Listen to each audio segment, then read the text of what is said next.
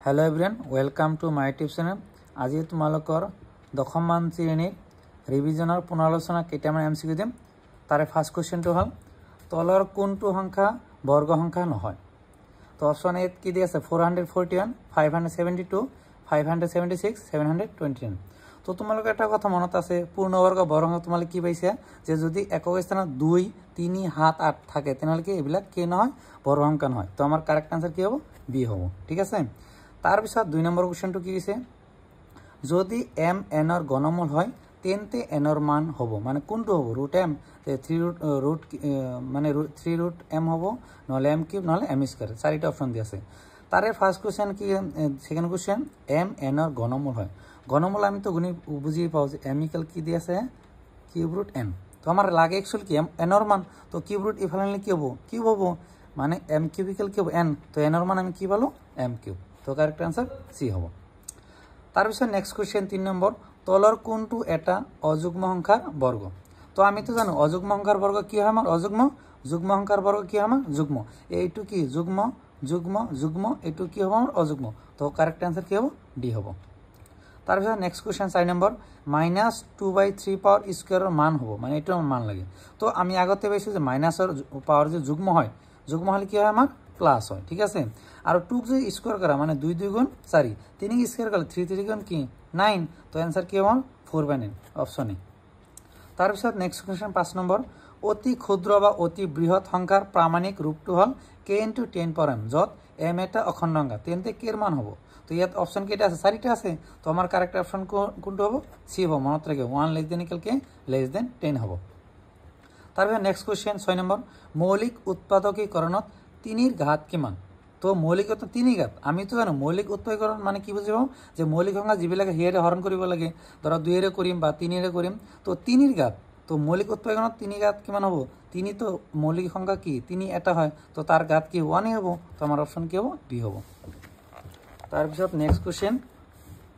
যদি A B C D রাখি কেইটা সমানুপাতত আছে তেন্তে কোনটো হ'ব A B equal C D হয় A C equal B D আর A D equal B C আর কি A square equal B C D. তো আমি আগতে পাইছো যে কি A is to B equal কি আছিল আমার সি ইস টু ডি বা এ বাই বি ইকুয়াল কি আছে সি বাই ডি। তো আমি যে ক্রস মানে ক্রস মাল্টিপল করলে মানে বজ্রগ্রহণ করলে কি এর লগত ডি হয় মানে এ ডি ইকুয়াল কি হয় আমার বি সি। তো এইবিলা আগতে সূত্র পাইছো যে এ ডি ইকুয়াল বি সি এটো কি হয় সমানুপাত হলে এটো একটা সূত্র হয়।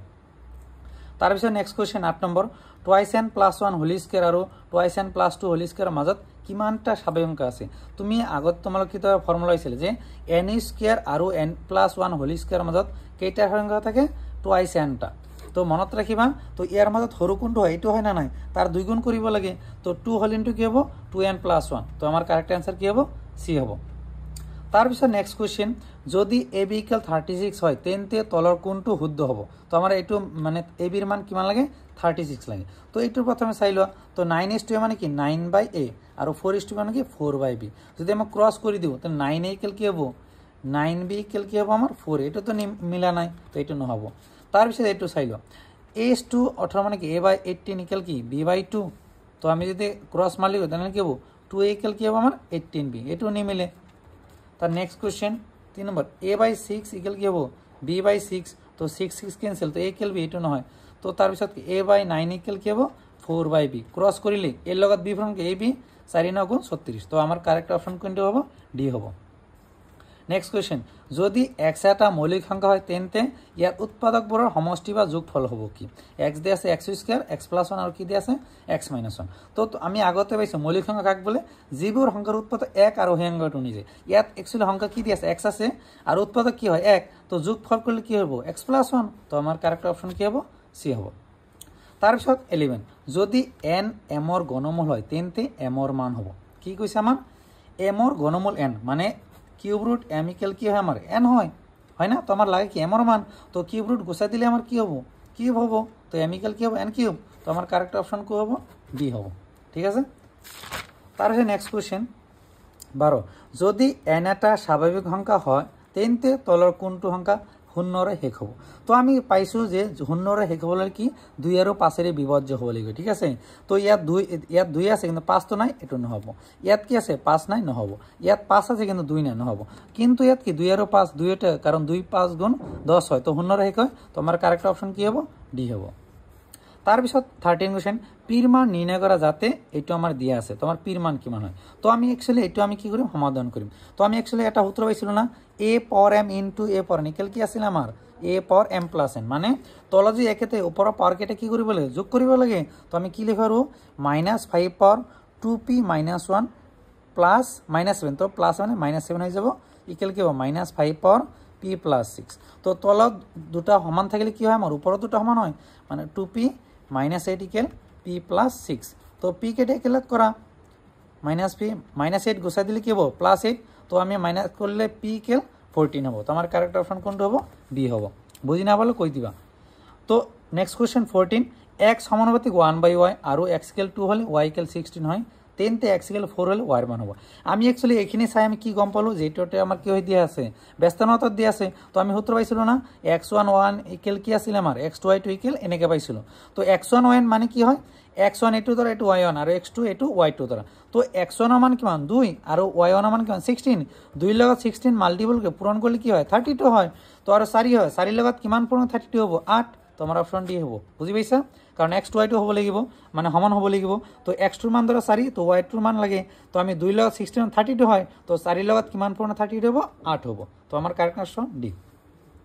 15 যে 18 স্কয়ার আর 19 স্কয়ার মাজত কিমানটা স্বাভাবিক সংখ্যা আছে তো আমি সূত্র পাইছিলো n স্কয়ার আর n+1 হোল স্কয়ার মাজত কেইটা স্বাভাবিক সংখ্যা থাকে 2n টা থাকে তো আমি বুঝি পালো সৰুৰ লগত কি কৰিবা 2 এৰে পূৰণ কৰি দিবা ঠিক আছে ইয়াত সৰু एक्चुअली কি আছে 18 আৰু 19 কি এটো অলপ ডাঙৰ হয় তো সৰুৰ লগত আমি কি পূৰণ কৰিম 2 এৰে পূৰণ কৰিম 18 লগত যদি 2 পূৰণ কৰো তেনেহলে কি হ'ব আমাৰ 18 2 গুণ কিমান 36 এটা আমাৰ কি হ'ব आंसर হৈ যাব কিন্তু এটা আৰু এটা বেলেগ নিয়ম আছে কি আছে ডাঙৰটো মানে কি 19 স্কয়াৰ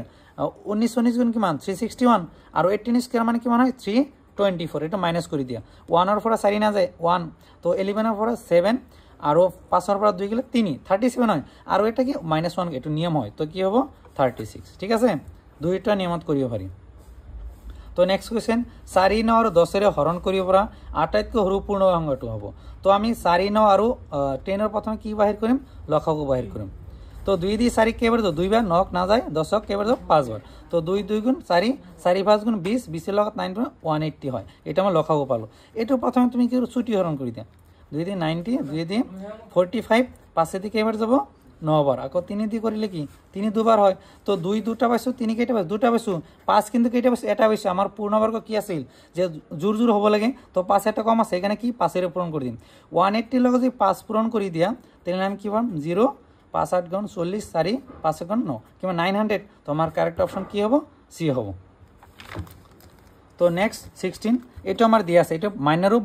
রূপ বা আৰু এটা নাম আছে এটা প্রামাণিক রূপ একই কথা তো এটা আমার প্রামাণিক রূপ লাগে তো এই ইয়াত দশমিক একটু একৰ ওচৰত লব লাগে তো 1 গড় 2 3 4 5 তো আমি একের শর্টকাট নিয়ম এই দশমিক ইয়াত লব লাগে কি কৰা আহিব 1 গড় 2 3 4 5 গড় মানে 1.436 কিন্তু এটা মনে দশমিক তো হুফালে গলে কি হ'ব আমাৰ মাইনাস হ'ব পাওয়ার টু মাইনাস হ'ব তো এখানে কি হ'ব 1.436 * 10⁻⁵ এটা আমার কারেক্ট অপশন কি হ'ব এই হৈ যাব তারপর নেক্সট কোশ্চেন প্রদত্ত উক্তিসমূহ যদি n এটা অযুগ্ম সংখ্যা তেন্তে -1 পর n = 1 দি আছে তো না আমি আগতে পাইছো মাইনাস অযুগ্ম হলে কি হবে মাইনাসৰ পাওয়ার টু কি হবে মাইনাস হ'ব কিন্তু एक्चुअली কি দি আছে প্লাস দি আছে এখানে অপশন এটু কি আমার ভুল হবে ঠিক আছে যদি n এর ঘনমূল m হয় তেন্তে n এর মান হবে কি m³ চাইলো n এর ঘনমূল কি দি আছে আমার m দি আছে তো n এর ঘনমূল ইকুয়াল কি দি আছে আমার m দি আছে তো আমি বুঝি পালো আর n এর মান কি m কিউব তো কিউব রুট গুছাই দিলে কি হবে m কিউব হবে এটা আমার কি দি আছে কারেক্ট দি আছে তার পিছত চাবা n এর বর্গ আর n+1 এর বৰ্গৰ মাজত থকা বাস্তংগ হল 2n এটা একটা মনে যায় আমি আগতে পাই কি পাইছো যে n এর বর্গ আর n+1 এর বর্গ কি হয় আমার স্বাভাবিক অঙ্ক ইয়াত কি দি আছে বাস্তংগ দি আছে তো এখানে একটু নহব ঠিক আছে তো আমার आंसर কি হবে অকল বি হদ্দ তারপরে নেক্সট কোশ্চেন তলক কোনটো পূর্ণগণ হ'ব তো পূর্ণগণ মানে एक्चुअली আমি কি পাইছো তিনিটা হ'ব লাগে তিনিটা যেনেকে 1 কিউব 2 কিউব 3 কিউব এনেকে হ'ব লাগে ঠিক আছে তো एक्चुअली 1002 আমি एक्चुअली কি পাইছো 1000 পাইছো এটা নহব 343 এটা আমার কারেক্ট কিয় কোয়াশন কারণ 7 কিউব মানে 343 ঠিক আছে এটু নহব তো আমার কারেক্ট অপশন কি হয় বি হয় নেক্সট কোশ্চেন √8 কিউব 8 এর ঘনমূল কি হয় 2 হয় 27 কিমান হয় 3 হয় আৰু এটি কিমান 4 হয় তো এই তিনিটা প্লাস করলে 3.5 হাতের লগত 2 প্লাস করলে 9 তো আমার কারেক্ট অপশন কি হবে ডি হবে 20 যদি -3 পাওয়ার m + 1 ইনটু -3 5 ইকুয়াল -3 7 তেন্তে m এর মান হবে ঠিক আছে তো এটা আমি ফর্মুলা পাইছো না a power m into a power n equal কি আছিল a পাওয়ার m + 1 মানে -3 পাওয়ার m + 1 + 5 ইকুয়াল -3 পাওয়ার 7 তো -3 পাওয়ার এই দুটা প্লাস করলে m + 6 হবো তো -3 পাওয়ার 7 তো আমি আগতে তলা দুটো সমান হলে উপরে দুটো সমান হবো মানে m + 6 এর কি মানে 7 + 6 গুছা দিলে কি হবে -6 7 এর পর 6 গেলে কি 1 তো আমার m এর মান কি পালো 1 পালো তো কারেক্ট অপশন কি হবে বি হবে তার পিছত 21 2 পাওয়ার x + y = 2 পাওয়ার x - y ইনটু √8 তেন্তে y এর মান হবে একটু আমার বাহির করে বেলে সো চাইলো তোমার 2 পাওয়ার কি দি আছে x + y মই ইয়াত দেখাই দি আছো x + y ইকুয়াল 2 পাওয়ার x - y তো আমি আগতে কি পাইছো √8 ঘনমূল বাহির করে গেলে এনেকে বর্গমূল বাহির এনেকে বাহির করু তো ইয়াত দুটা আছে এটা বাহিরে থাকবে তেনালে কি হবে 2√2 তো আমি এনেকে লিখো 2√2 ঠিক আছে তো 2 পাওয়ার x + y ইয়াত 2 পাওয়ার x - y ঠিক আছে তো एक्चुअली 1 আছে আর 2 এর পাওয়ার কি হাফ হয় মানে 2 এর পাওয়ার 1 + 1/2 তো 2 পাওয়ার কি হবে 2 পাওয়ার x + y 2 পাওয়ার x - y ইনটু 2 পাওয়ার এটু কি হয় 3/2 তো 2 পাওয়ার কি হবে আমার x + y ইকুয়াল 2 পাওয়ার x - y এটু প্লাস করলে কি হবে 3/2 তো তলা দুটো ইকুয়াল আছে না এখানে উপরে দুটো সমান হবে মানে x + y ইকুয়াল কি লিখো x - y + 3/2 ঠিক আছে তো এইফালে আনি দিয়া তো +x + x ক্যান্সেল হবে ঠিক আছে তো y - y এফালে নাকি +y ইকুয়াল 3/2 তো y ইয়াত কিটা আছে দুটা আছে 3/2 দুই পূরণ এফালে গছে হরণ হবে মানে তলার টুর লগত কি হবে পূরণ হবে তো আমি কি লিখব 3/4 তো y এর মান কি 3/4 পালো তো কারেক্ট অপশন কি হবে আমার বি হবে তো নেক্সট কোশ্চেন যদি 3 4, x আর 16 সমানুপাতত আছে তেন্তে x এর মান এই শ্রেণীটা সমানত থাকলে আমি এটা হতে পাইছিল না AD = BC মানে প্ৰথমটোৰ লগত লাষ্টৰটো আৰু মাজৰ দুটা কি কৰিব লাগে পূৰণ কৰিব লাগে 3 এৰ লগত কি পূৰণ কৰি দিম 16 আৰু কি হয় 4 * x 3 এর লগত 16 মানে 48 ইকুয়াল কি মানে 4x তো x এর মান লাগে তো 48 4 পূরণ হয়ে গেছে না এফালে গছে হরণ 4 দিয়ে 4 একবার 8 দুইবার তো আমি x এর মান কেন হলো 12 পালো এটো কারেক্ট অপশন কি হবে বি হয়ে যাব আটাইতকৈ সৰু যেটো অংকাৰে 1525ক পূৰণ কৰিলে এটা পূৰ্ণবৰ্গ পোৱা যাব সেই অংকটো হল শুনা তোমাৰ কি দি আছে 1525 দি আছে তো তোমাৰ ছুটি হৰণ কৰি দিয়া তো 5 দিয়ে হৰণ কৰিলে কেইবাৰ যাব 3 বাৰ হৰণ কৰিলে হয় না 2 তো না যায় মানে কেইবাৰ 0 বাৰ তাৰ 25 কেইবাৰ যাব 5 বাৰ 5 দিয়ে 30ক কেইবাৰ 6 বার একবার তো এটা কথা মনোযোগ দিয়ে 61ক হরণ না যাব কারণ কি জানা এটা আমার কি হয় মৌলিক সংখ্যা হয় ঠিক আছে তো ইয়াত 5 কেইটা পাইছো দুটা পাইছো আমার কি লাগে পূর্ণবর্গ মানে কি পাইছিল জোর হ'ব লাগে তো 5 ইয়াত কেইটা পাইছো দুটা তো 61 আর এটা লাগে না নাই এখানে আমি কি কৰিব লাগিব 61 এর পূরণ করে কারেক্ট आंसर কি হবে এই হবে তার পিছত নেক্সট কোশ্চেন তো এই দেখো আমি একটু ইয়াত লব লাগে 1 2 3 4 5 তো 6.4 * 10 ^ -5 মই আগতে কৈছিল না তখন আমি ইয়াত আনলে কি পাওয়ার মাইনাস হব তো কারেক্ট आंसर কি হবে বি তো নেক্সট কোশ্চেন আৰু এমসিকিউ বিলাক বহুত নেক্সট ভিডিওত পাই যাবা তো কিবা যদি ডাউট থাকলে কমেন্ট বক্সত কৈ দিবা